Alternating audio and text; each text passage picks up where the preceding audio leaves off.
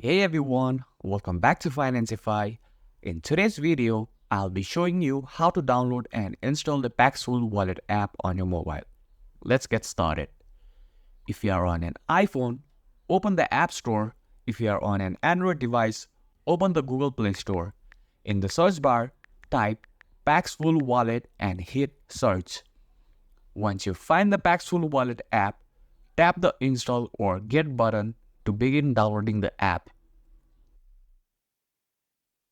After the installation is complete, tap Open to launch the Paxful Wallet app. If you are new to Paxful, tap Sign in to create an account. Enter your email, create a password, and follow the verification steps.